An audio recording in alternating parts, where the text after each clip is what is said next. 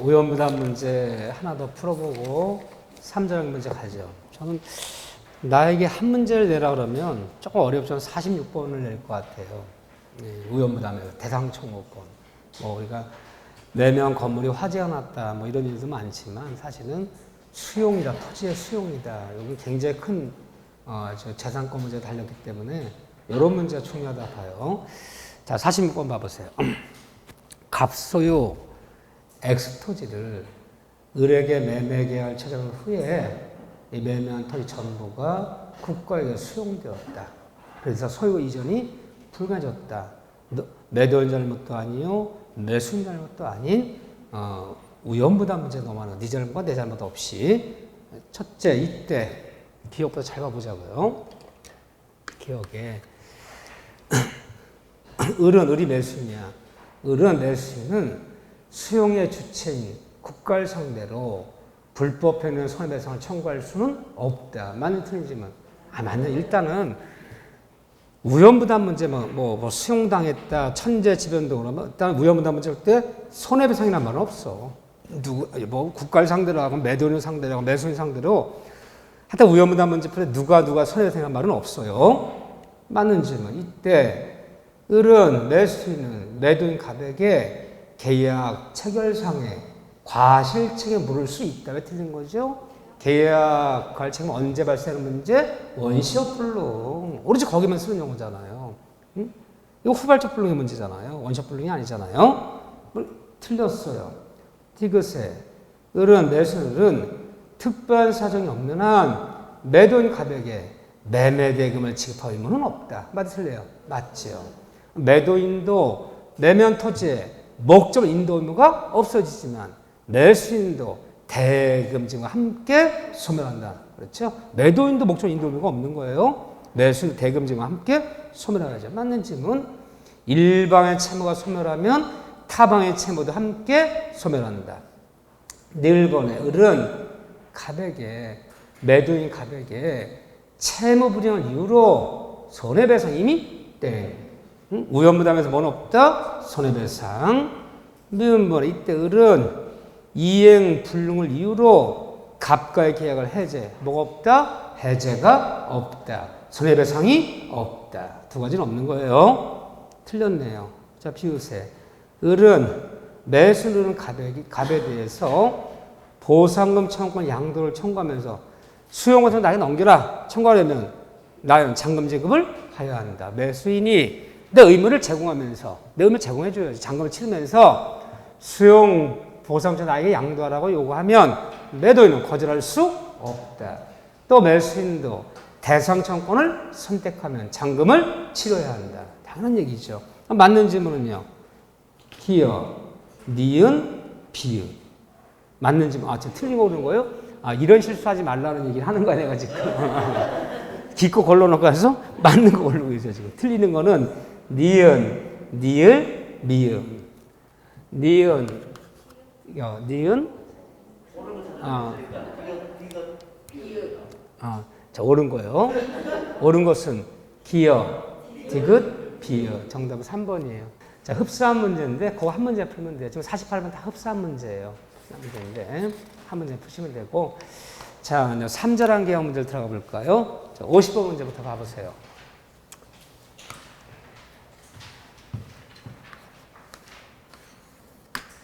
자, 3절한 계약 그러면 요약자, 여기면 낙약자, 그리고 수익자. 등장인물은 3명이다. 이걸 무슨 관계? 요약자, 낙약자 관계를 보상관계. 요약자와 수익자 관계를 대가관계, 보상관계, 대가관계. 또 수익자의 권리는 수익 낙약자에게 수익의 의사표시를 하였을 때, 이때 비로소 3자 권리가 발생되고 3자 권리가 취득된다. 근데 3자 계약이 조금 어려운 편이죠. 용어들이 까다롭고, 근데 사례 문제 잘 나온 편인데, 그렇지만 3자 계약도 법조문이 539조부터 542조까지 4개 법조문이야. 이 4개 법조문이 3자 계약 법조문인데, 역시 3자 계약도 이 법정 네 가지 모두 임의겠죠. 항의정이 아니다. 따라서 우리가 알고 있는 모든 지식, 우리가 3자 계약에서 알고 있는 모든 지식은 원칙일 뿐이야. 그래서 3자 계약 문제 풀 때도 다른 특약이 있다면, 다른 의사가 있다면, 이 단어만 들어가면 무조건 다 맞는 지문이야. 맞는 지문이에요. 아무런 말이 없을 때는 이렇게 한다. 우리가 배우는 지식은요. 자, 바로 50번만 들어가서 한 지문 한 지문 살펴보자고요. 50번에 제3자를 위한 계약에 대한 설명 중 틀린 것은 첫째, 잘 속이는 문장이죠. 기억의 수익여서 표시는 3자를 위한 계약에 무슨 요건이다? 효력 발생 요건, 권리 발생 요건이지 무슨 요건이 아니다? 성립 요건이 아니에요. 이 단어 잘 속이죠. 성립은 언제 된 거예요? 이 계약의 성립은 운송계약, 보험계약 성립은 요약 낙약자 계약 맺은 날 이날 성립한 거지. 계약 맺은 날에 무슨 뭐 운송계약을 맺건 뭐 보험계약을 맺건 이때 성립한 거지. 얘가 수익 표시한 날 이때 성립하는 게 아니다. 그래서 수익 표시는 3자 계약의 권리 발생 요건이지 성립 요건의 얘기가 아니다. 잘 속이는 문장 항상 이 단어 조심하시고 요건이 아니다. 맞는 지문. 니은번에 요약자는 낙약자가 채무를 이행하지 않으면 채무 불이행이라면 제3자 수익자 동의 없이도 이 계약을 해지할 수 있다. 그러면 얘가 수요 표시했어. 운송모를 넘겨달라. 수요 표시했는데 끝까지 안 넘겨. 그럼 얘가 채무 불이행이야. 끝까지 이행을 안 해요. 채무 불이행에 따른 계약의 해제는 약정해제, 법정해제. 이게 법정해제가 되는 거야. 그냥 계약 위반도 아니야. 계약 위반도 아닌데 그냥 해제한다. 그럼 약정해제는 계약권 포기한 해제고 뭔가 잘못했어. 이행을 안 해. 채무 불이행 원인은 해제를 법정해제야. 그럼 법정해제권은 해제는 누가 해야 돼? 이 계약의 해제는. 나 운송계 해제한다. 이거. 누가 해야 돼요? 얘가 해야 돼. 얘가. 요약자가 얘는 계약 당사자 아니기 때문에 권리는 발생하고 효과는 받을지언정 해제권이 없잖아. 그러면 낙약자 채무 불이행이어서 이 계약을 일방적으로 파기하는 법정해제는 요약자 해야 되는데 이때 해제할 때 요약자는 수익자 동의 필요 없어요. 동의 필요 없어요. 얘 동의 받아야지 법정해제 할 수 있는 거 아니에요. 그래서 다시 한번 읽어볼게요. 요약자는 낙약자가 채무를 이행하지 않으면 채무 불이행이라면 법정해제하는 일방적으로 파기하는 법정해제하는 건데 해제한다 일방적으로 하는 건데 이때 법정 해제할 때는 채무 불이행 원인의 법정해제는 3자 동의 없이도 해제할 수 있다. 맞는 지문이에요. 이 지문도 맞는 지문이에요. 채무 불이행 원인 해제할 때 이제 동의 필요 없어요. 동의 없이도 해제할 수 있다. 티귿에 낙약자는 요약자와 수익자 간의 법률관계. 그러면 요약자, 수익자 간의 법률관계가 뭐예요? 요약자와 수익자 간의 법률관계. 대가관계. 이 대가관계. 자, 보세요. 낙약자는 대가관계. 요약자, 수익자 대가관계 법률관계 기인한 항변으로 수익자에게 대항할 수 있다. 주장할 수 있다. 맞아요? 틀려요. 이 대가관계는 요약자, 수익자 두 사람의 내부 관계에 불과하기 때문에 이 문제는 전혀 이 계약에 전혀 영향을 미치지 않는, 영향을 미치지 않기 때문에 이 대가관계 문제를 가지고 요약자가 낙약자에게 또는 낙약자가 수익자에게 아무것도 대항, 주장할 것은 있다 없다. 아무것도 주장할 것은 없다. 전혀 영향 미치지 않는다. 두 사람 사이에 무역 거래가 깨졌어. 무역 거래가 깨졌다고 해서 요약자 낙약자 맺는 운송계약 영향 미치는 거 아니고 그 무역 거래가 깨졌다고 해서 낙약 수익자 이해를 거절할 수 있는 거 아니다.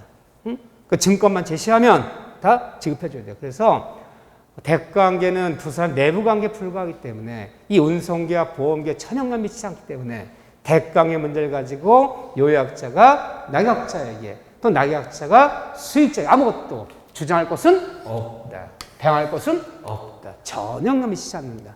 다시 한번 읽어볼게요. 티귿에 낙약자는 요약자와 수익자 간의 법률관계 즉 대가관계 기인한 항변으로 수익자에게 대항, 주장할 수 있다, 없다? 없다. 항상 대항이라는 말은 주장을 바꾸라 했으니까 아무것도 주장할 것은 없다. 있다 그랬잖아. 틀렸어요. 자, 늘 보내. 낙약자는 요약자의 계획을 발생한 항변. 자, 요약자의 관계 발생한 게 뭐예요? 보상관계. 여기에 문제 생겨서 보상관계. 자, 여기에 운송계약인데 비진이 표시, 통정의 표시, 가장 운송계약, 착오로 맺은 운송계약, 사기강박단 맺은 운송계약. 이런 문제 생겼다면 낙약자 요약자한테 이 계약 무효야. 이 계약 취소야. 이런 사유가 있다면 이것을 얘한테 주장할 수 있는 이 주장하는 걸 가지고 낙약자가 요약자도 주장할 수 있는 모든 사유를 가지고 몰랐던 선의의 수익자, 다른 말로 몰랐던 선의의 제3자라 부르기도 하잖아. 얘가 선의였다. 난 몰랐다. 네 운송계약 맺은 가장 운송인지 몰랐다. 사기강박단 맺은 운송 몰랐다. 몰랐던 선의의 수익자, 선3자한테도 이 무효취소를 대항, 주장할 수 있다, 없다? 있다. 네가 선이라고 해서 보호받는 제3자가 아니다. 이름만 선의 3자지. 그렇죠? 네. 항상 마음속에 얘는 같은 사람이다. 같은 사람.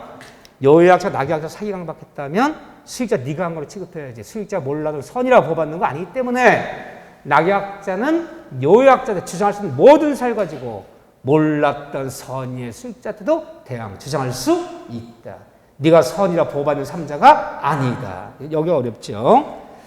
자, 늘 보내. 낙약자는 요약자와 계약 발생 항변으로, 요약자 사이에 발생 항변으로, 보상관계지, 그러니까 항변으로, 삼자가 선인지 악인지를 구분할 필요 없어. 3자에게 대항할 수 있다, 없다? 주장할 수 있다. 항상 저는 민법을 가르쳐도 대항할 수 있다, 대항할 수 없다, 이러면 나도 헷갈려, 어느 순간에.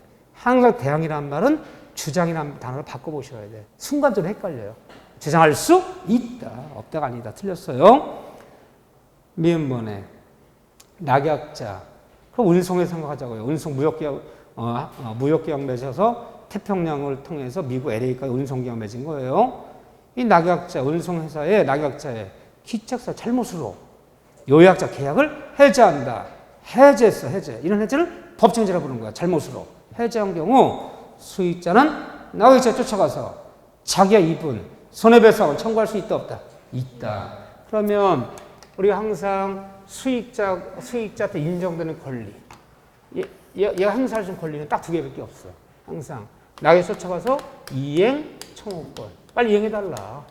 왜 수요 표시했는데 이행 안 하냐? 빨리 운송부를 넘겨달라. 또 하나, 얘가 채무 불이행이어서 해제한다. 얘가 해제해버리면 얘 쫓아가서 손해배상 청구권. 이 2가지는 행사할 수 있어요. 이 2가지 말고는 어떤 용어도 수익자 3자는 없어요. 3자 행사는 권리 그러면 손해배상 청구권, 이행 청구. 이 2 단어 말고는 어떤 권리도 있을 수 없어. 따라서 계약의 해제권이 계약의 변경이니 계약의 취소니 하는 것은 누구만이? 계약 당사자인 요약자만이 행사할 수 있는 것이지, 수익자는 계약 당사 아니기 때문에 어떤 것 이런 걸 행사할 수 없고, 딱 이행 청구권, 손해배상 청구권 이 2개 말고는 어떤 용어 쓰면 안 돼요. 청구할 수 있다 했는데 없다 했잖아요. 틀렸죠? 그러면 틀린 것은요, 디귿, 니을, 미음. 자, 그런 얘기고, 52번 문제는 숙제고요. 다시 한번 53번 문제 또 연습할 거예요. 맨날 똑같은 지문이지만 반복이 필요해요. 다시 한번 53번 문제 와보세요. 제3자를 위한 계약에 대한 설명으로 틀린 걸 고르시오. 틀린 거. 기억에. 낙약자는, 운송에서 낙약자는 요약자와 수익자의 법률 관계. 무슨 관계? 대가 관계. 대가 관계 기인한 항변으로 수익자의 급부 요구를 거절할 수 있다, 없다? 없다. 전혀 연미치 않기 때문에 대가의 문제를 가지고 낙약자가 수익자에게 또는 요약자가 낙약자에게 아무것도 주장할 것은 없다. 따라서 거절할 수 없다. 오케이. 대응하지 못한다. 맞는지는. 니은번에 요약자도 대관계 부존재와 효력 상실. 아마 운송계약 맺고 태평양 물건 보냈는데 한국에서 물건 보낸 수출업자와 미국 수입업자가 무역이 깨져버려 중간에 거의 깨져버렸어.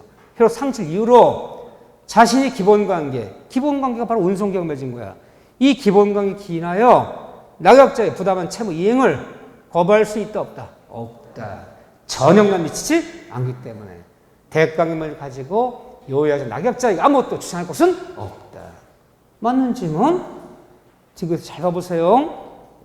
디귿 얘기를 이제 헷갈리면 안 돼요. 디귿에 수익자가 수익을 했어. 자, 이행에다 수익을 했어요. 자, 만약에 이 운송계약이 맺어진 날은 얘네들이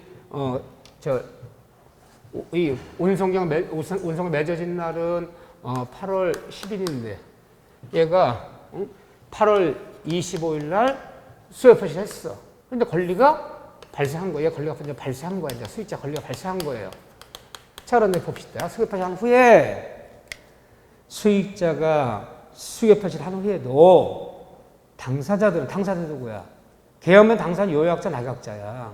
응? 요약자, 낙약자는 제한능력, 미성년자, 옛날 미성년자 또는 법을 선고받은 자 또는 사기를 이유로 이 사기당해서 맺은 운송계약이야. 취소할 수 있고 이를 이유로 선의의 수익자에게도 대항 주장할 수 있다. 맞는 틀린지만 맞는 질문이야. 보세요. 그럼 얘가 권리가 발생한 후에 얘가 못하는 게 뭐냐? 수익 발생하기 전까지는 이 운송계약을 임의로 해제, 이미 법정 해제가 아니야. 임의 해제, 계약금포가 임의 해제, 임의 변경할 수 있지만 수익 발생한 후에는 임의 해제, 얘가 의사표현 후에는 이 계약을 얘도 임의로 해제한다. 이 계약을 임의로 변경한다. 이런 권리는 없어요. 그러면 요약자는 이 운송계약 임의 해제, 임의 변경 언제까지만? 3자가 수익 발생하기 전까지만 임의 해제, 임의 변경할 수 있어. 3자 권리가 발생 후에는 요약자는 임의 해제 변경할 수는 없어. 그런데 계약 맺는 이날에 8월 10일 날 이 계약이 사기당해서 맺은 계약이야. 그러니까 8월 10일 계약 맺은 요약자가 제한능력자야. 그러면 취소 사유가 처음부터 존재한 거죠. 처음부터 이런 사유가 존재했다면 수익 발생한 후에도 취소할 수 있는 거야. 뭐를 못한다? 임의 해제, 임의 변경 안 된다는 거지. 계약 맺을 때 이미 제한능력자 8월 10일 계약 맺는 날 이미 사기당한 것이라면 수익 발생한 후에도 취소할 수 있어요. 그거는 취소할 수 있는 거다. 임의 해제, 임의 변경이 안 된다는 것 뿐이에요. 자, 그리고 얘가 몰랐던 선이었더라도 얘한테 이 취소를 주장할 수 있다 없다? 있다. 네가 선이라고 뽑았는 게 아니니까. 좋은 문장이에요. 그런데 니을번에 낙약자의 채무 불이행이 있는 경우 계약을 해제한다. 또 해제했다는 원상회복은 누구한테? 요약자한테 하는 거지. 수익자는 쓰는 용어 두 단어가 뭐였어? 이것만 어떤 용어 쓰면 안 돼? 응? 손해배상 청구, 이행 청구권 두 단어 말고는 해제니 원상회복이 하는 취소니 하는 모든 것 단어들은 요약자와 낙약자만 쓸 수 있는 용어지. 수익자는 그런 용어가 없어요. 이행 청구권, 손해배상 없다. 따라서 그렇더라도 수익자는 이러한 권리를 갖지는 못하나 맞아요. 자, 이제 이거 별건 아닌데 이런 거 내지는 않는데 병존적 채무인수, 면책적 채무인수.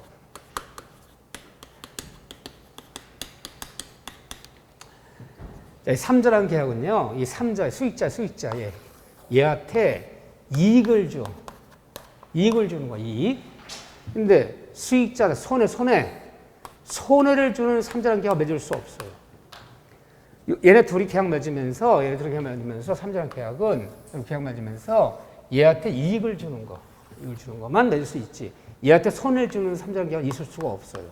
그런데 병존의 채무인수는 얘한테 이익을 주는 3자라는 게 해당될 수 있으나 면책 채무인수는 얘한테 이익을 주는 게 아니라는 거예요.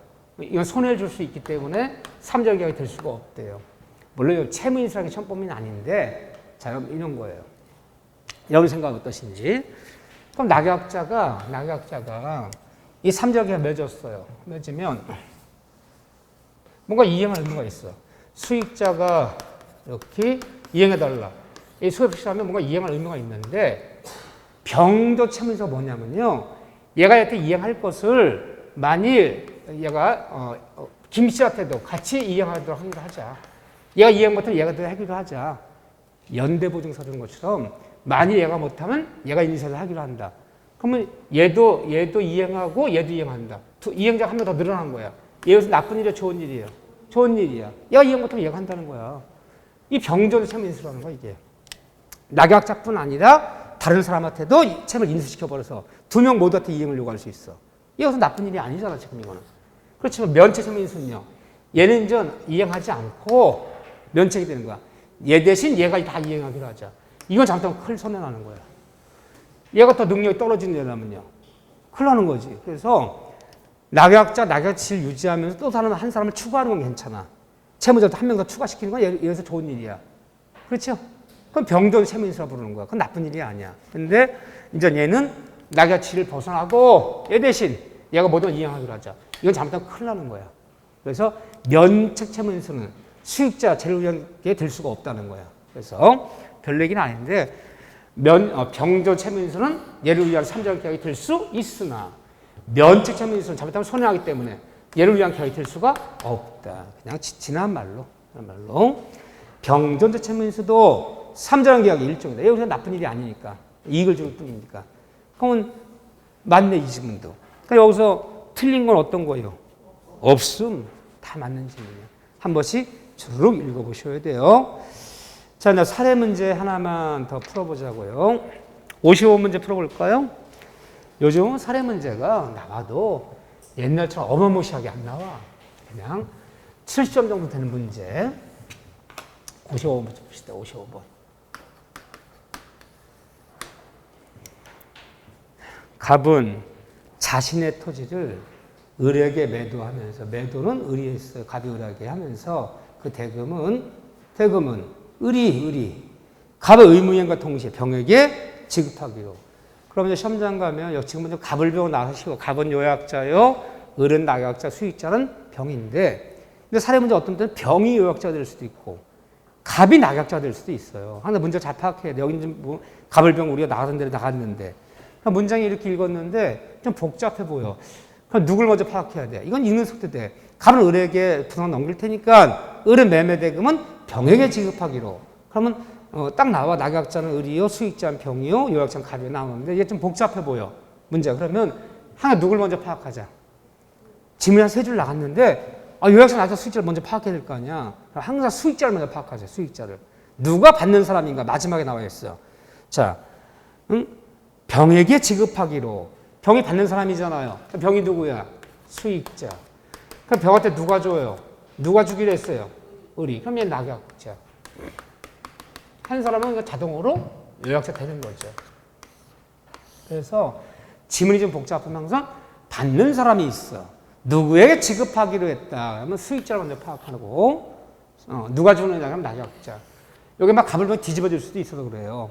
항상 수익자를 먼저 파악하는 거예요. 수익자가 이제 병이에요. 그리고 약정하고 수익자 병은 을에게. 수익에서 표시했어요. 자, 수익에서 표시했어요. 수익 표시하면 권리가 발생된 거야, 이제. 발생됐어요. 다음 설명 중 틀린 것은 첫째, 낙약자 을의 채무 불이행을 이유로 이행을 하지 않는다면 병이 누구야? 수익자는 갑과 매매가 해제할 수 있다, 없다? 없다. 해제는 요약자 갑만이. 해제할 수 없다? 맞아요. 두 번째, 이 갑걸의 매매 계약이 적법하게 취소됐어. 이 매매 계약이 뭐 사기 강박도 아닌가 봐.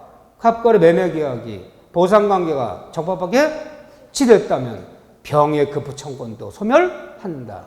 얘가 선이건 뭐건 관계없이 얘 권리도 없어진다. 맞아, 틀려요? 맞아요. 네가 선이야 보호받는 거 아니야.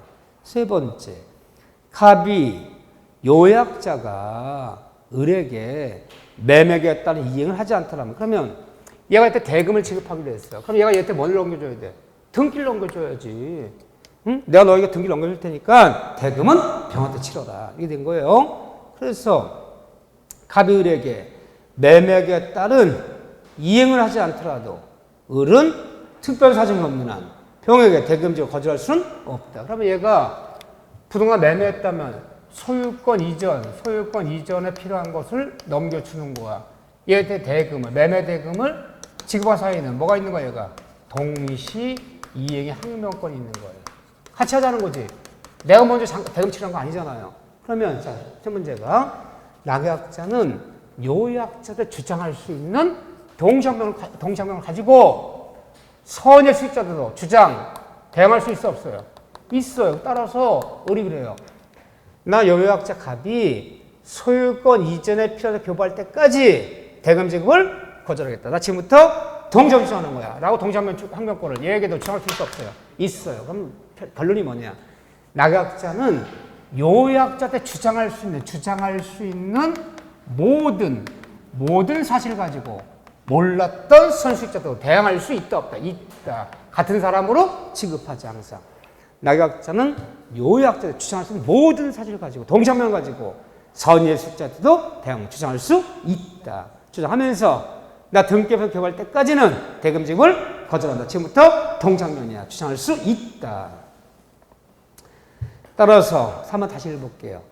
자, 쌍무결 맺었어. 부산 매매를 맺었는데 갑이 을에게, 요약자 을에게 매매에 따라 이행을 하지 않아. 등기를 안 넘기면 을은 특별성이 없는 한 병에 대금을 거절할 수 있다 없다? 있다. 동시항명 주장할 수 있다 없다? 있다. 이게 동시항명 주장하는 거예요. 없다. 틀렸네요. 네 번째, 병이 수익의 의사표시를 한 후에는 특별한 사정이 없는 한 갑거래 합의에 의해 병을 얘가 수익의 권력 발생 후에는 이제 만나서 임의로 해제할 수 있다 없다? 없다. 하지만 얘가 수익의 표시한 후에도 얘가 채무 불이행이 나면 끝까지 이행을 하지 않는다면 수익의 표시한 후에도 법정 해제는 할 수 있다 없다? 있다. 임의로 해제하는 건 안 되는 거야. 다만 끝까지 이행하지 않으면요. 법정 해제는 가능한 거야. 하지만 임의로 해제할 수는 없다. 소유표시는 소멸시킬 수는 없다. 맞아요. 5번에 잘 봐보세요. 병이 대금은 수령했으나 매매도 수령했으나 이 매매 계약이 무효인 것이 판명돼 버렸어요. 무효는 뭐가 발생하죠? 부당이득 반환. 그렇다면 특별 사정 없는 한 을은 병에게 얘도 이행했어. 대금 지급했어. 다 대금을 지급했어. 대금을 지급한 후에 이 매매가 무효가 돼버렸어요. 무효돼서 부당 반환 청구하려고 그래요. 그럼 얘는 누구한테 청구해야 돼요? 얘한테 청구해야 돼요. 얘 청구하면 얘가 받아서 넘겨줘야 돼요. 즉 계약 당사자가 아닌 병한테 이행했더라도 계약에 해지에 따른 원상회부, 계약 무효 체에 따른 부당 반환은 계약 당사자는 갑에게 요구해야지. 이행했다고 해서 병에게 직접 부당 반환을 병에게 직접 원상회부 요구할 수는 없다. 이해되죠? 그럼 이거면 얘가 받아줘야 되는 거야. 그래서 너무 중요한 질문이죠. 병이 대금을 수령했으나 이 매매 계약이 무효인 것이 판명되어 또는 갑과 사이 이 매매 계약이 해제되었을 때 특별 사정 없는 한 을은 다이렉트 병에게 직접 부당 반환을 직접 원세 요구할 수는 없다. 누구한테 요구하라? 갑에게 요구하라. 계약 당사자가. 하여튼 간에 수익자 병한테 쓸 수 있는 용어는 문제 풀 때 이행 청구권, 손해배상 청구권 말고는 어떤 용어로 쓰면 안 되기 때문에 이렇게 알고 계셔야 돼요. 좋은 문제, 다 똑같은 문제들이에요. 자, 이제 13 문제들이 쭉 쏟아지는데, 거기 57번 문제 다시 한번 반복 연습하시고, 그 정도 보시면 돼요. 다 똑같은 문제들이에요. 문제 수만 많을 뿐이에요. 자, 그래도 다시 한번 또 연습할까요? 좋아요. 하나 더 연습합시다. 60번 문제 봅시다. 괜히 복잡해 보이니까. 60번 문제. 재작년 문제. 60번 문제. 사실 시험장에서 60번 정도 지문을 만나도 부담스러워요.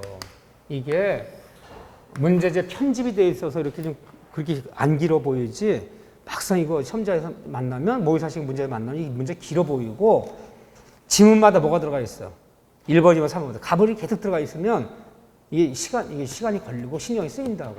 이게 그래서 실제 시험장에서 만나면 지문 길이가 만만치 않고 시간이 만만치 않은 거야. 이런 것들. 그래서 이런 것들은 정답이 1번이건 2번이건 3번이 나오면 맞는 거로 틀린 거는 정답 같으면 마킹하고 읽지 말고 넘어가야 돼. 근데 재수없게 5번에 나오면요. 어쩔 수 없는 거지. 뭐야? 그건 어쩔 수 없어. 그렇지만 어쨌든 1번에 2번, 3번 정답이다 싶으면 틀린 아이 또 마킹해야 돼. 그런 식으로 몇 문제 풀자? 주식에서 40문제 중에 10문제 정도씩 풀어야 돼. 최소한. 그래 시간이 맞아요. 이렇게요. 자, 60번 보세요. 갑, 요약자, 을, 낙약자, 병, 수익자. 갑을병, 제3자라는 계약이 체결되었다. 다음 설명 중 틀린 거 다 똑같아. 이때 갑은, 요약자 갑은 대가관계 누구예요? 갑과 병의 관계. 항상 그림을 그리는 게 좋겠지. 시험장 같으면. 이렇게 병. 보상관계, 대가관계. 요약자, 낙약자, 수익자. 봅시다. 이때 요약자 갑은 대가관계 부존재를 이유로 이 대가관계 존재하지 않아. 성립하지 않았어.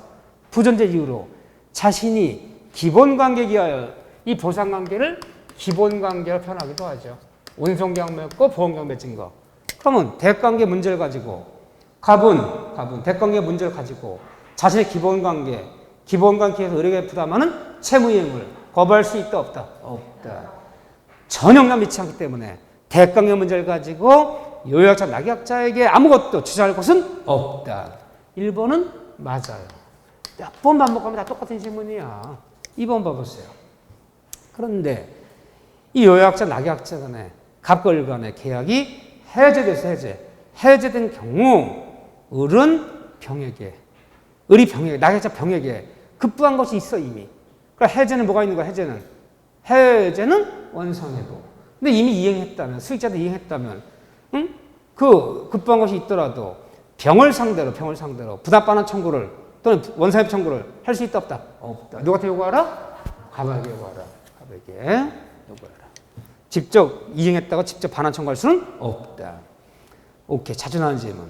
3번에 수익자 병이 수익의 의사표시를 한 후에 갑이 을의 채무령 이유로 해제하려면 이런 해제 무슨 해제? 법정 해제.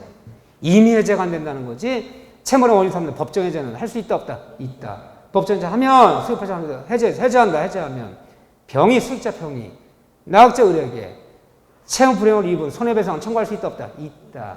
손해배상 청구는 있다. 네 번째, 이 갑과 을 간의 계약이 이제 보상관계예요. 이 갑과 을 간의 계약이 갑의 착오로 취소됐다면 병은 착오 취소로서 대항할 수 없는 제3자 범위에 속한다. 얘가 보호받는 3자, 제3자, 선의 3자, 보호받는 선의의 제3자에, 보호받는 3자에 해당한다? 해당하지 않는다? 해당하지 않는다. 이름만 똑같이, 그렇지? 우리가 배웠던 비진이, 통정, 착오, 사기관계 모여 취소는 선의에 대항하지 못한다 해서 보호받는 3자, 해당하는 3자가 아니다. 이름만 똑같이. 해범에 속한다. 틀렸어요. 정답 몇 번? 4번. 5번에 갑이 소유권 이전하지 않으면 을은 득변산이 없더라도 이전 등기를 안 해줘. 을은 특변산이 없는 한 병의 대근직을 청구를 거절할 수 있다 없다? 있다. 동시함을 청하면서 나 요약자 이행 줄 때까지 이행을 거절한다. 갑이 나한테 이행해 주는 거야. 내가 너한테 이행을 지금부터 같이 하자라고 동시항명권을 주장할 수 있다 없다? 있다. 낙약자는 요약자 주장할 수 있는 모든 사실 가지고 선의의 수익자가 대항할 수 있기 때문에 요약자에게 동시항명권이 있다면 그 동시항명을 주장하면서 수익자의 이행을 거절할 수 있다. 맞는 질문이에요. 제가 볼 때 지금 이제 결론적인 얘기가 이제 3번 반복했는데 이 5질문 정도가 맞고 틀리고 이해하면 거의 끝났어. 거의 끝난 거야. 근데 이거 이상이 나와버리면 너나 긴가민가 찍는 거야. 두세 개 찍는 거야. 그것까지 대리할 필요 없다는 거야. 왜? 평소에 우리 기출문제 수준은 물론 3자란 계약은 지금 7년 연속 나오고 있어. 한 번도 안 빠졌어. 근데 7년 나온 것 중에 이 정도 수준이야. 근데 그 이상이 나와버리면 그 해에 나온 문제 중에 가장 어려운 문제 3문제, 4문제 속하는 거야. 90점짜리 문제. 그럼 틀리는 거야. 그거는. 대충 찍는 거야. 거기까지 대비할 필요 없다는 거예요. 이 정도까지만 해주면 돼요. 3자란 계약이 처음에 공부할 때는 안 쓰는 용어라고. 요약자, 낙약자, 수익자, 보상관계, 대가관계, 수익의 사표시. 선이 3자 해당돼 보호받은 3자 해당하지 않나. 이런 용어들이 굉장히 어려워 처음에는. 어려울 수밖에 잘 안 쓰는 용어니까. 근데 몇 번 반복 연습하면 다 똑같은 지문이야. 어쩌면 우리 똑같은 지문 갖고 문제 10문제씩 만드니. 참 큰 재주야. 큰 재주 그것도. 똑같아요. 자, 근데 어쨌든 최근에 우연부담 문제랑 우연부담은 양이 많지 않으니까 우연부담 문제랑 3자랑 계약 문제가 가장 핫한 부분이야. 최근은 빠진 적이 없어. 최근은 오히려. 자, 그런 다음에 자, 62번부터 해제 문제예요. 계약의 해제 파트는 해제 또는 해지 파트를 우리가 계약의 소멸 파트라고 해서 계약을 소멸시키는 방법이잖아요. 이 파트는 시험 문제 반드시 출제예요. 한 문제 반드시 나와, 두 문제 안 나와. 근데 해제 파트는 부담스럽다, 안 부담스럽다. 조금 한 문제 반드시 나오는데 부담스러워. 왜 부담스러워요?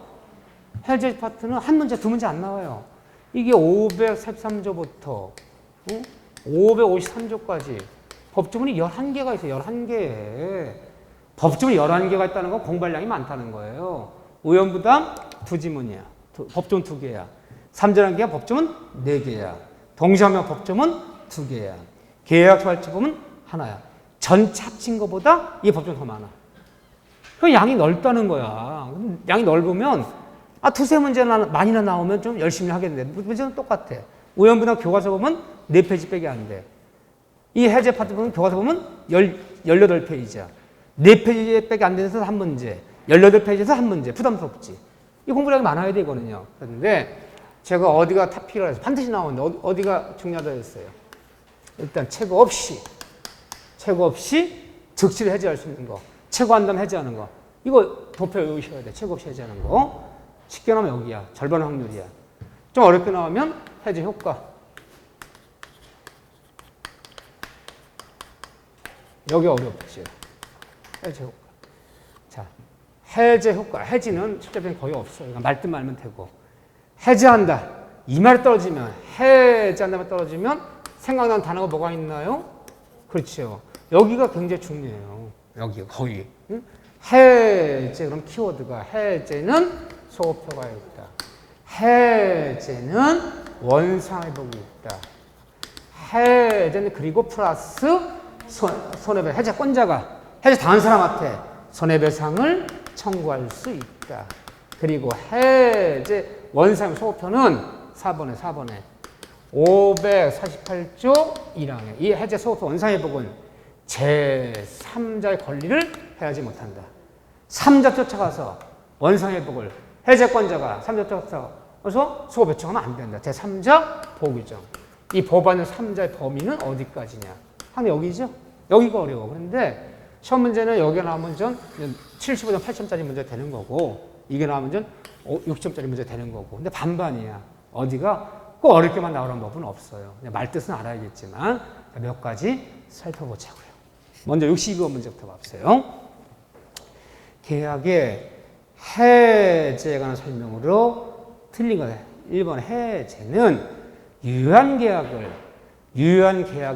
소급적으로 소멸시키는 점에서 해지와 그 해지는 뭐가 없다. 소급표가 없다. 해지는 장래를 향해서만. 소급표가 없다. 해제는 소급표가 있다. 일단 유효한 계약을 해직은 일단 계약 자체가 유효했을 때 이걸 전제로 하는 거예요. 계약자 유효했을 때 해제니 해지라는 용어가 있는 거지. 무효인 계약은 경매 절차가 무효됐다면 이 무효인 계약에서 명시상 약정이 무효라면 명시상 약정 무효잖아. 무효. 응? 무효인 계약에서는 해제니 해제는 용어가 있어 없어요? 없는 거야.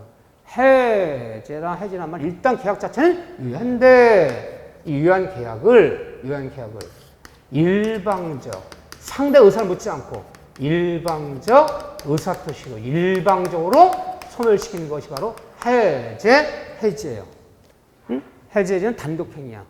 상대방 의사를 묻지 않고 내가 일방적으로 파기해버리는 거죠. 그렇죠? 해제지. 맞아. 1번 맞아요. 1번 맞아요. 2번 볼까요? 합의 해제나 합의 해지가 있는 경우. 자, 해제는 약정 해제, 법정 해제. 해지도 마찬가지 똑같이 가는 거야. 약정 해제란 말이 있고 여기는 또 해제는 법정 해제가 있어. 약정 해제, 법정 해제. 해지도 마찬가지야. 약정 해지, 법정 해지. 그런데 이 법정 해제란 말이 뭐냐?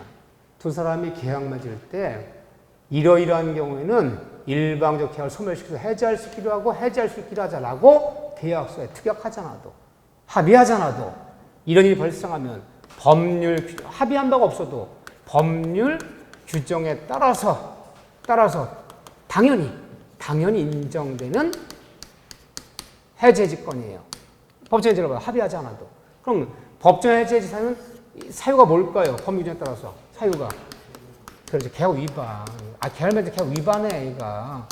계약 위반이 돼버리면 계약서에 그런 말 쓰지 않아. 당연히 해제할 수 있는 거. 그러면 부동산 매매 계약서 쓸 때 이런 말 꼭 써야 되냐, 안 써야 되냐, 막 계약서에. 만일 중도금을 치르는 날, 만일 잔금을 치르는 날, 대금이 입금되지 못하면 이 매매가 일방적으로 해제할 수 있기로 한다. 그런 말 쓰지 않아도 당연히 중도금 안 치르고 잔금 안 치르면 해제할 수 있는 거고. 임대계약 맺으면서 여기다 꼭 써야 되는 거냐. 부산 임대계약 맺으면서 창고 공장 임대계약 맺으면서 단 이익이 차이 연체되면 임대차가 일방에 해제할 수 있다. 그런 말 쓰지 않아도 법률에 따라서 이익 차이 연체는 당연히 해지권이 발생하는 거야. 그래서 합의하지 않아도 채무불이행 계약 위반이 돼버리면 법률 규정에 따라 당연히 일방적 계약을 파기할 수 있는 권리가 바로 법정해제, 법정해제인데 약정해제는 뭐예요? 미리 합의해 놓은 거야. 계약 쓸 때 이러이러한 경우에는 일방적으로 해제할 수 있기로 하자라고 미리 특약을 맺어놓은 거야. 그럼 그 특약이 발생하면 합의한 사항이 발생하면 이런 사항이 발생하면 그때 일방적으로 해제할 수 있는 거죠. 근데 법정에 약정해제 같은 대표적인 사례가 뭐다? 보통은요. 다 넓은 범위가 있지만 간 대표적인 사례는 계약금을 수수한 경우에는 계약금만 포기하면 받은 사람은요 100만 상환하면 일방의 계약을 해제, 계약금 포기한 해제, 해약금 해제를 뭐라 불러요? 약정해제라 부르는 거야. 그렇죠? 보통 약정해제, 법정해제. 자 보세요. 두 번째 합의해제. 이건 또 다르죠. 참 용어들이 복잡해. 그냥 우리가 이런 말 쓰지 않아도 그냥 해제 이렇게 썼어. 해제. 다음 계약에 해제에 있어서 그냥 해제란 말 쓰면 둘 중에 뭘 의미하는 거예요? 이걸 얘기하는 거예요. 보통. 해제 그러면 계약 위반 원인 삼아서 일방적으로 계약을 파기한 법정해제 줄임말이야. 근데 법정의 사유는 크게 5가지가 있어요. 요란한 거 아니야. 계약을 맺었는데 이행 지체, 이행 불능, 불완전 이행, 채권자 수용 지체. 판례에 따르면 사정평가 계약의 해제 5가지가 있어. 이 5가지 일이 발생하면 법률 규정에 따라 일방적 계약을 파기할 수 있다. 그런데 갑자기 해제 앞에 합의해제 또는 같은 말 얘기해요. 해제 계약. 뭐라 하면 이 합의해제 해제 계약은 우리가 배우는 해제다, 해제가 아니다. 해제가 아니에요. 이거 해제가 이름만 비슷해. 해제와 구별되는 개념이에요. 해제가 아니다. 우리가 배우는 해제는 뭐를 위반 삼는 거야? 계약 위반.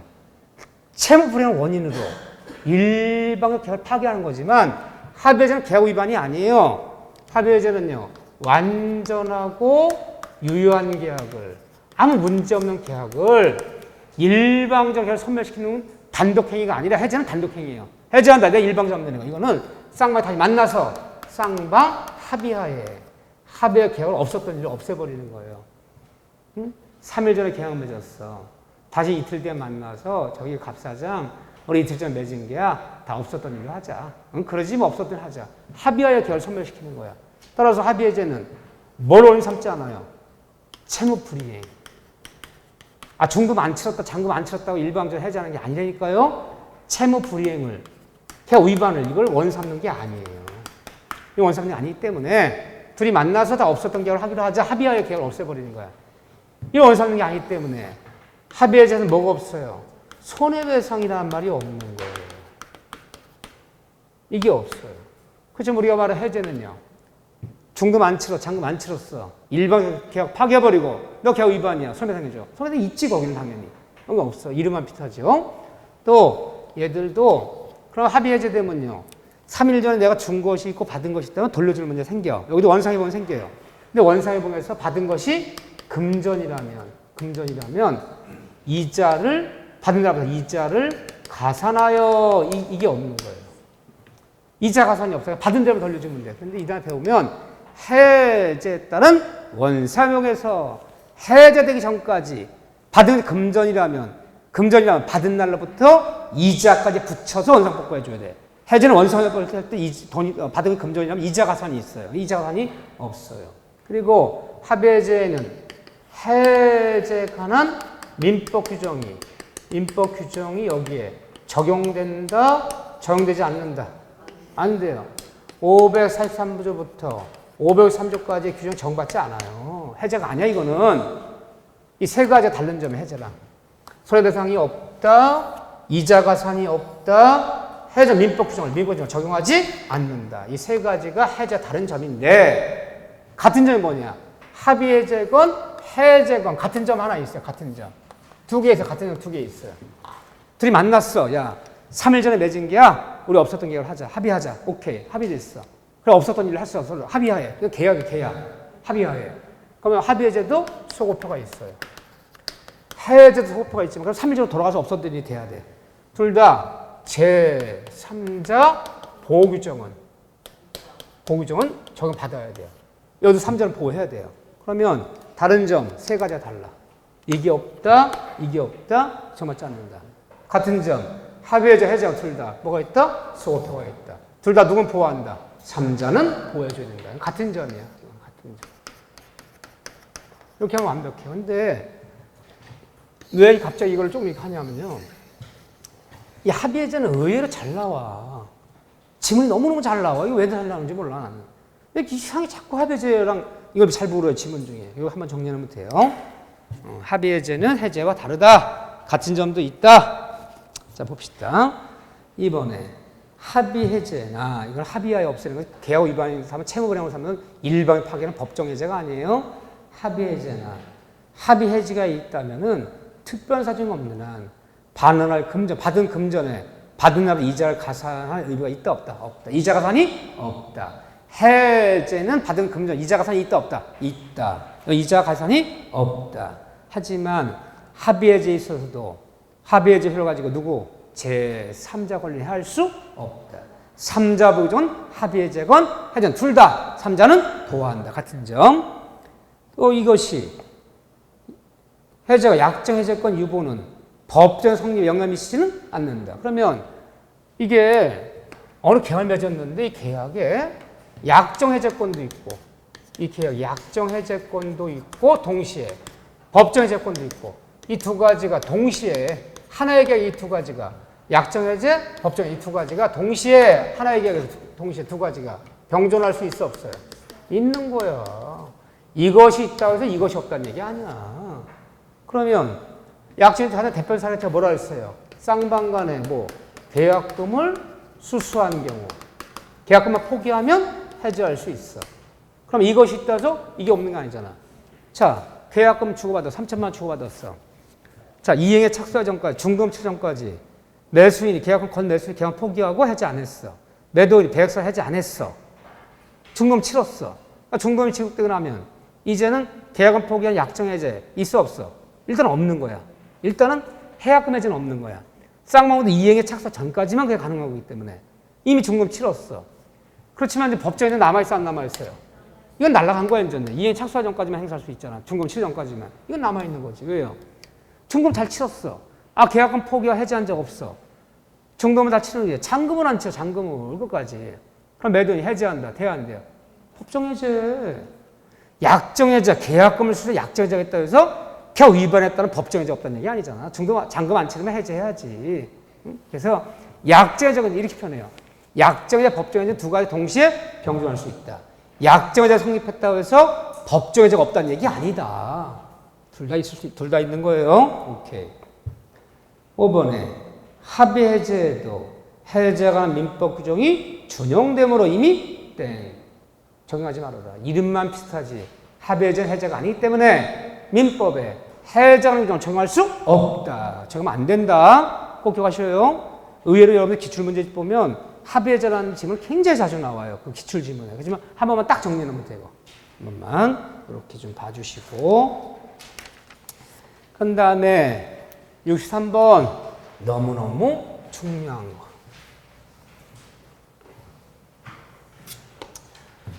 어저께 제가 오랜만에 질문 답변단에 가서 답변하는데 질문 답변하기도 어떤 건 굉장히 귀찮아요. 제가 EBS 명품이라는 데 하는데 하루에 질문이 한 8개쯤 들어오는 것 같아요. 평균. 3일만 밀어버리면 38, 24, 24개쯤이 되는 거야. 부담스러워. 그거 컴퓨터 내가 독수리거든요. 독수리로 이게 치려면 24문제고 다 저기 해주려면 거의 뭐 1시간씩 걸리는 거야. 근데 질문할 때 질문도 예의가 있는 거야. 가장 짜증나는 질문. 교과서 페이지 234쪽에 니은이 왜 틀렸나요? 왜 맞았나요? 그러면 다 찾아야 되잖아. 질문 답변하는 시간 걸리면 찾는 게 더 오래 걸리잖아. 근데 교재가 많아졌단 말이야, 지금은. 기본서도 있지, 단어말 문제집도 있지, 근데 모의사식 문제도 이제 하면 모의사 문제도 있지, 뭐 기출 문제집도 있지, 뭐도 있지. 그러니까 선생님이 찾아보지 않고도 답변할 수 있게끔 해주고 기본 예의거든요. 이건 뭐 책을 다 쌓아놓고 살 수도 없잖아, 내가. 책 다 쌓아놓고, 이거 책 사달라는 거야. 이거 어디 있는 거야? 어디, 뭐 기출 문제집? 막 찾아. 그건 예의가 아니지. 자기는 앉은 자리에서 그러면 선생님 그 책을 일일이 다 찾아놓고 해놔야 되는데 내가 답변할까 안 할까요? 답변 안 해요, 내가. 거기다가 다시 올리세요. 다시 구체적으로 올리세요. 내가 일일이 책을 찾아가면 이거 예의가 아니다. 다시 올리세요. 그럼 또 난리가 나. EBS에 민원실 전화해서 뭐 가르치는 선생님 뭐 불친절하다는 등. 참 사람도 이기적이야. 자기 생각만 해. 그렇잖아요. 난 질문이 많잖아. 근데 이제 그런 질문 들어온 것 중에 어제 인상적인 질문이 뭐냐면 이제 질문을 하던 분은 굉장히 그분은 궁금한 게 많은 거야. 한 번에 자기 알고 있는 건 모든 걸 질문 다 해버려. 지금까지 공부한 거를. 한 번에 총칙부터 가면서 여기서 삼자가 선이만 갖추면 됩니까? 무가지 갖춰야 되는 겁니까? 예를 들면 거기부터 해서 한 20개 쫙 적어. 자기는 맘먹고 한 거는 날 잡아서. 선생님 죽는 거야. 이제 죽는 거야. 그때부터 나 죽는 거야 그거.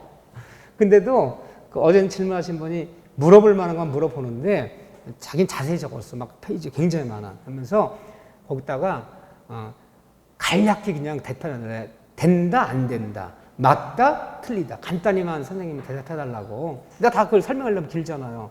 그러면서 마지막에 그분이 쓴 문장이 인상적으로 들어오는 거야. 나보고 아주 예의 바르게 물었어요. 선생님 보면 수업시간에 많이 강조하시고 뭐 그래서 막상 풀다 보면 민사특별법도 그렇고 풀다 보면 암기가 안 되면 막상 민법 암기까면 아니지만 암기가 안 되면 못 푸는 문제가 많은데 어떻게 암기 잘하는 방법 없을까요?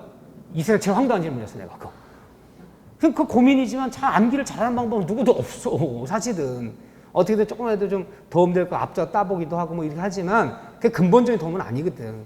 그래서 제가 쓰라는 건 아니니까 몇 번을 자꾸 읽어라.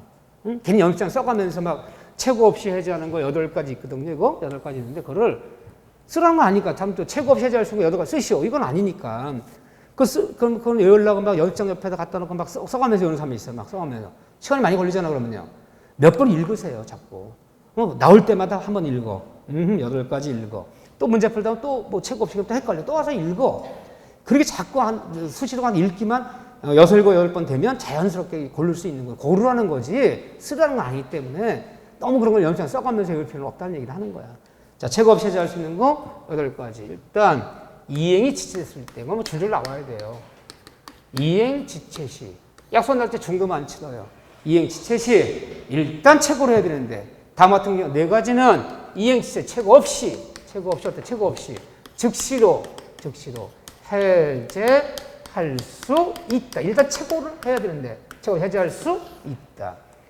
그 이행 지체시 책 없이 해제하는 건 몇 가지입니까? 첫째, 이행 지체시 정갱이는 책 없이 즉시로 해제할 수 있다. 책할 필요 없다. 정갱이.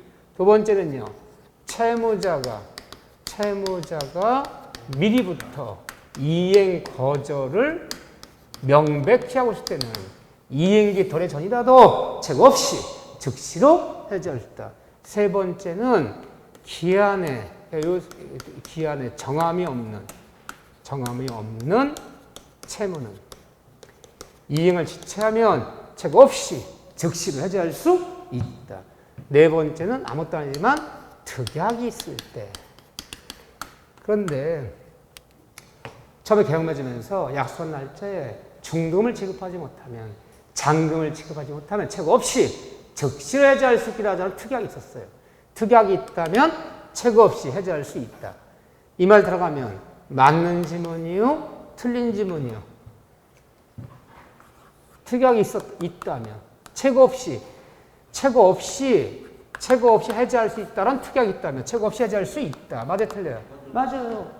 여기뿐 아니라 어딜 봐도 계약처가 특약이 있다면 다 만다 그랬잖아. 임의규정 강정 아니다 이거. 특약이 있다면 다 맞는 거야.